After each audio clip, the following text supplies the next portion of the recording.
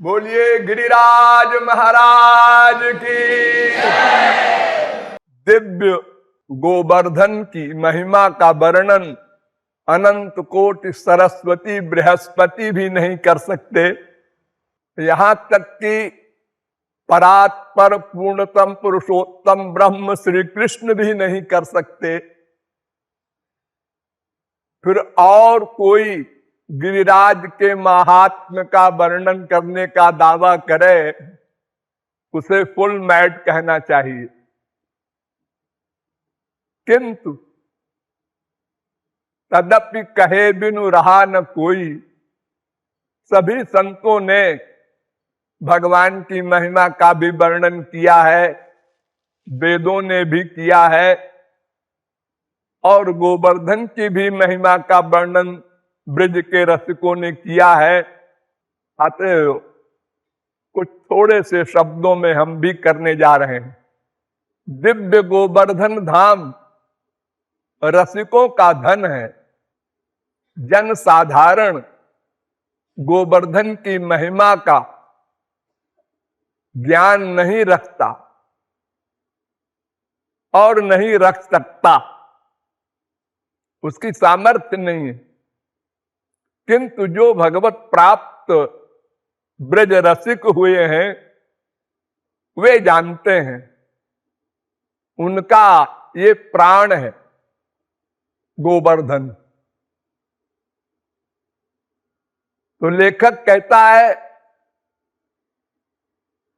रसिकों के धन गिरि गोवर्धन को धन्य है, जिसने ब्रह्म को भी विरमाय लिया, अर्थात ब्रह्म उसके अंडर में हो गया, ब्रह्म से भी वो पूज्य हो गया। वेदों में, शास्त्रों में, पुराणों में सर्वत्र कहा गया है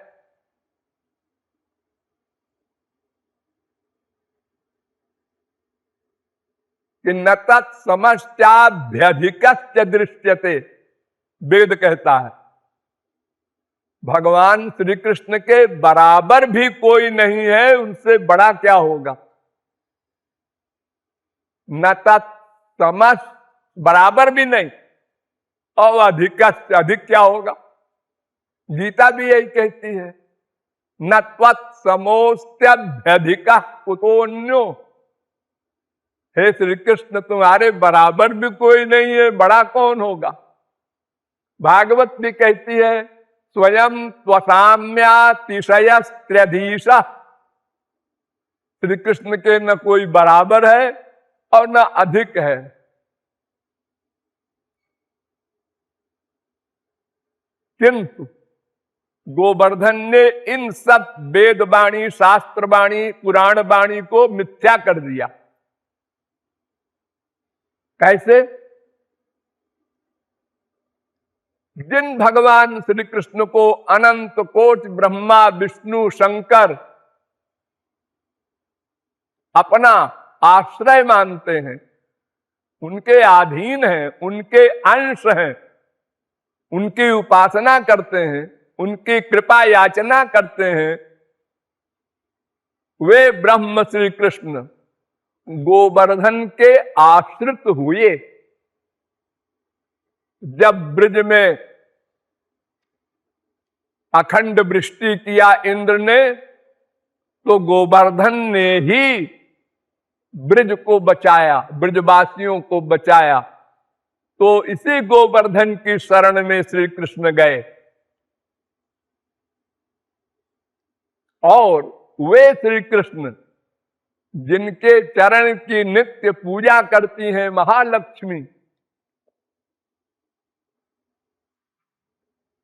उन श्री कृष्ण ने अपने सब ब्रजवासियों के साथ गोवर्धन की पूजा की, नैवेद्य चढ़ाया। सारे संसार ने देखा। और ऐसा नहीं कि केवल पर्वत था वो मिट्टी का, पत्थर का, ऐसा नहीं। करोड़ों मन सारे ब्रजवासियों का भोजन गोवर्धन ने अपने श्रीमुख से खाया, ये भी सबने देखा। ऐसा ये गोवर्धन है। वेद जिसकी आराधना करता है, वेदों का जो आराध्य है, वेद्य है, वो ब्रह्म श्री कृष्ण है। और श्री कृष्ण जिसकी आराधना करते हैं वो वृषभानु नंदिनी राधा है। ये दोनों लीला के लिए दो बने हैं। वस्तुतः श्री कृष्ण ही राधा बन गई, राधा ही श्री कृष्ण बन गई। यानी दोनों का प्राण एक, मन एक, बुद्धि एक, सब कुछ एक है, केवल शरीर दो है। राधा कृष्णयोर एकासनम आदि वेद कह रहा है। ये जम राधा यश्च कृष्णो रसाभिर्वेद कह रहा है। जैसे दूध और दूध की सफेदी एक है, कस्तूरी और उसकी सुगंध एक है, अग्नि और उसकी दाहिका शक्ति एक है, फूल और उसकी सुगंध एक है, ऐसे ही राधा कृष्ण एक है। तो वे दोनों गोवर्धन की तरेटी में जो कुंज बने हुए हैं अलौकिक, उनमें नित्य अलौकिक दिव्य रास विरास करते हैं, ब्रज रस बरसाते हैं। फिर आगे कहता है लेखक कि हमारे विश्व में और युगों में लोग अष्टांग योग करते थे। यम, नियम, आसन, प्रत्याहार, प्राणायाम, ध्यान, धारणा, समाधि, और इसके द्वारा अपने स्वरूप में स्थित होते थे, किंतु माया निवृत्ति या भगवत प्राप्ति नहीं होती थी। बड़ा कठिन मार्ग है। और कुछ लोग ये समझते थे कि काशी में मृत्यु होगी तो शंकर जी तारक मंत्र देकर मोक्ष प्रदान कर देंगे। भोले लोग। मोक्ष तो बिना भक्ति के असंभव है। किसी भी मार्ग से मोक्ष नहीं हो सकता। मामेव जे प्रपद्यन्ते माया में ताम तरन्ति ते। चैलेंज है भगवान का कि जो केवल मेरी शरण में आता है उसी की माया निवृत्ति हो सकती है। तो इन दोनों के बचकाना भोलेपन की क्रियाओं को देखकर कृपालु कहता है मुझे हंसी आती है। इतना क्लिष्ट मार्ग योग का करे और काशी में मरने जाए, इससे मोक्ष नहीं मिलना है। मूर्तिमान है यहां पर नागराज, गिरिराज, गोवर्धन। इनकी उपासना न करके अन्य मार्गों में कोई जाए वो कितना भोला है। जैसे घर में आए हुए नाग की पूजा न करे और नाग के घर को पूजने जाए, बांबी को, वो कितना भोला है, कितना मूर्ख है। फिर आगे कहता है लेखक कि जहां चारों वेद झाड़ू लगाते हैं गोवर्धन की तरेटी में, ये मैं दिव्य गोवर्धन की बात कर रहा हूं। आप लोग वर्तमान जो दिखाई पड़ रहा है ये गोवर्धन न समझें। अलौकिक गोवर्धन में वेद झाड़ू लगाते हैं।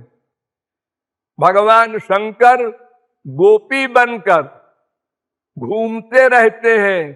कभी श्री कृष्ण का दर्शन हो जाए, कभी हमको वो साधारण गोपी जानकर छेड़ें, इस आशा से। और ब्रह्मा ब्रज रज का भिखारी बनकर खड़ा रहे, फिर भी पावे ना। ब्रह्मा ने कहा था तद्भूरि भाग्यमिह जन्म किमप्यतव्याम यद्गोकुलेऽपि कतमाङ्घ्रिरजोऽभिषेकम् यज्जीवितं तु निखिलं भगवान् मुकुन्द त्वद्यापि यत्पदरजश्रुतिमृग्यमेव अहो भाग्यम नंद गोप ब्रजौकसाम् यन्मित्रं परमानंदम पूर्णम ब्रह्म सनातनम। हे श्री कृष्ण, मुझे ब्रज में कोई पक्षी बना दो, कोई जंतु बना दो, जिससे इन ब्रजांगनाओं की, इन ब्रज गोपों की चरण धूल उड़कर मेरे ऊपर पड़े और मैं अपने भाग्य को धन्य समझूं। किंतु नहीं पा सका ब्रह्मा। रास वगैरह का जो रस है उसको तो बहुत दूर की बात है, वो तो महालक्ष्मी को भी नहीं मिला। तो जहां रज का भिखारी बना हुआ है ब्रह्मा, सृष्टिकर्ता भगवान का डायरेक्ट पुत्र, और जहां मुक्ति दासी बनकर गोपों की, गोपियों की सेवा चाहती है और वे गोपी गोप अपमान करते हैं, दूर दूर। मुक्ति रसिकों के पास जब जाती है तो रसिक कहता है का त्वं मुक्ति रूपागता भवती कस्माद कस्मादिह। आप कौन है? मैं मुक्ति हूं महाराज। अच्छा, यहां कैसे आई? ऐसे बात करता है रसिक, यहां कैसे आई? श्री कृष्ण स्मरणे न देव भवतो दासी पदम प्रापिता। आप श्री कृष्ण के भक्त हैं ना? हाँ है। तो हम आपकी दासी बनना चाहते हैं। अच्छा, दूर दूर दूर दूर, तेरी हवा भी ना आवे मेरे पास। दूरे तिष्ठ मना गना गत कथम कुरुजादनार्जम मयि त्वद्गंधा निज नाम चंदन रसाले पस्त लोपो भवेत। अरे तेरी गंध अगर आ जाएगी मेरे पास तो ये श्याम सुंदर और श्यामा जी का जो मैं नाम वगैरह लेता हूं, ये चंदन की जो सुगंध मैं लेता हूं, ये बिगड़ जाएगी। तेरी दुर्गंध उसमें आ जाएगी। दूर दूर दूर। ये मुक्ति की दुर्दशा होती है। वो जाती है भगवान के पास। मुक्ति कहे गोपाल ते मेरी मुक्ति बताए। सब दुत्कारते हैं महाराज, मैं क्या करूं? तो भगवान ने कहा ब्रज रज उड़ी मस्तक परे तुम मुक्ति मुक्त हो जाए। ब्रज रज तू अपने मस्तक में लगाया कर, और क्या करेगी? ये रसिक लोग नहीं चाहते। दीयमानम न गृह्णन्त बिना मत से वनंजना सार्थ सामी पिसालोक सारूप्यैकत्वमप्युत। ये पांचों प्रकार की मुक्ति, सार्थ सामीप्य सालोक सारूप्य सायुज्य, ये देने पर नहीं लेते। ये हम कहेंगे तो भी नहीं सुनेंगे ये लोग। इसलिए तुम ब्रज रज लेकर के या चोरी चोरी सेवा करो, इनको पता न चले। जैसे इनको इस मार्ग से जा रहे हैं, तुम झाड़ू लगा दो, इनको पानी की आवश्यकता है, चुपके से भर के रख दो, इनको पता न चले, नहीं तो ये तुम्हारा अपमान करेंगे, मैं जिम्मेदार नहीं हूं। ये मुक्ति का हाल है। और इस गोवर्धन धाम में की जो पृथ्वी है वो दिव्य है। श्याम सुंदर के शरीर के एक रोम को देखकर आत्माराम पूर्ण काम परम निष्काम योगींद्र मलात्मा परमहंस अपनी समाधि भूल जाता है। ठीक ऐसे ही गोवर्धन धाम के एक धूल कण को देखकर बड़े बड़े परमहंस अपनी समाधि भूल जाते हैं। ये दिव्य मरकत मणि से युक्त है पृथ्वी गोवर्धन की, संसारी प्राकृत मणियों की नहीं। अनंत कोट चंद्रमा लज्जित होते हैं इस पृथ्वी के रजकण की चमक को देखकर, और यहां तक कि वैकुंठ के सम्राट महाविष्णु वो भी सिहाते हैं। काश कि ऐसा रस हमारे वैकुंठ में भी होता। वहां ऐश्वर्य ऐश्वर्य है, माधुर्य नहीं है जैसा माधुर्य गोवर्धन में है। और यहां की भगवत स्वरूपा कुंज, उनका सौंदर्य लक्ष्य देखकर ब्रह्मा भी अपनी करामात, अपनी विधिता भूल जाता है, लज्जित होता है। ब्रह्मा की कितनी बड़ी विधिता है, सोचो, नथिंग से सब कुछ बना दिया और कहीं दिखाई नहीं पड़ता ब्रह्मा, और सब चीज नेचुरल हो रही है। अनंत कोटि ब्रह्मांड सब मायाधाम के चल रहे हैं, सब क्रियाएं हो रही हैं। एक बीज डाल दिया, वो पेड़ बन गया, में वो डालें बन गई, पत्ते बन गए, फूल बन गए, फल बन गए, सब अपने आप हो रहा है। कोई कर्मचारी नहीं है। एक रज बीर्ज से एक स्त्री के पेट में छोटा सा गोला बना, फिर वो शरीर बन गया अंदर ही अंदर। कितना बड़ा कमाल है। कोई कारीगर कौन जाएगा पेट में बनाने, भगवान भी नहीं, सब अपने आप हो रहा ऑटोमेटिक। और वो बच्चा पला भी, 9-10 महीने रहा और फिर बाहर आया, तो अब क्या करे, क्या खाए। तो भगवान ने ऐसा बना रखा है ब्रह्मा ने कि मां के स्तन में दूध बन जाए, नेचुरल। उसके पहले कभी दूध नहीं निकला, और बच्चा पैदा होते ही दूध कहां से आ गया, वही स्तन है। फिर कब तक दूध पिएगा बेचारा। तो भगवान ने सृष्टि में तमाम खाने के अन्न आदि फल आदि बना दिए थे, पहले से प्रबंध कर दिया अपने बच्चे का। तो इतना सारा काम ब्रह्मा कर रहा है, इतनी योग्यता, लेकिन वो भी गोवर्धन की ये सुंदरता को, विधिता को देखकर आश्चर्य में पड़ जाता है।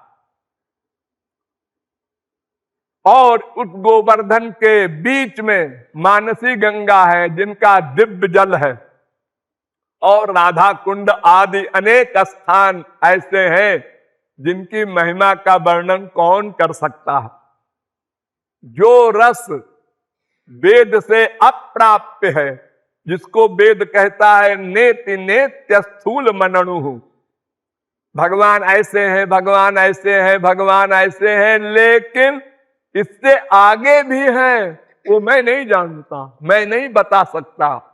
यानी महल की बात मैं नहीं जानता। जैसे किसी भी राजा के नौकर चाकर बाहर वाले जो होते हैं, वो क्या समझ सकते हैं महल में क्या हो रहा है। ये तो महल में महल वाले ही जानते हैं क्या रस की वृष्टि हो रही है। तो ये श्री कृष्ण का महली स्थान है ब्रज। यहां जो राधा कृष्ण और गोपियों गोपों का जो रस बरसता है, उसको वेद वगैरह बाहर रहने वाले नहीं जानते। ये तो ऐश्वर्य का वर्णन करते हैं, माधुर्य रस का इनको ज्ञान नहीं है। तो जो रस वेदों में, वेदों से अप्राप्त था, अगम था, वो राधा कृष्ण और गोपियों ने, रसिकों ने इस गोवर्धन की गली गली में बहा दिया। लेकिन वो रस कितना ही बहता रहे, न कोई जान सकता है, न देख सकता है, न पा सकता है, जब तक कि उन रसिकों में किसी रसिक की कृपा न हो। अर्थात गुरु कृपा से ही वो रस पाता है कोई रसिक, कोई शरणागत, कोई भक्त, और कोई नहीं जान सकता न पा सकता है। वेद वगैरह क्या जानेंगे, महालक्ष्मी नहीं जान सकी। यद वांछया शरीर ललना चरत तपो विहाय कामान सुचिरम धृत व्रता। बहुत तप किया लक्ष्मी ने, लेकिन रसिक की शरणागति नहीं की। तो रसिक की शरणागति बिना किए तपश्चर्या से नहीं पा सकी। नायम श्रियोंग नितांतरते प्रसादा स्वरजोषिताम नलिन गंध रुचाम कुतोन्या। तो वो रस रसिक कृपा से ही मिलता है। इसलिए कृपालु कहता है कि ऐसे दिव्य गिरिराज के भरोसे हम निर्भय रहते हैं। हम न काल से डरते हैं, न कर्म से, न और किसी से। हम गिरिराज का स्मरण करते हुए और निर्भय हो करके चैन की नींद से सोते हैं। ये आशय है इस पद का।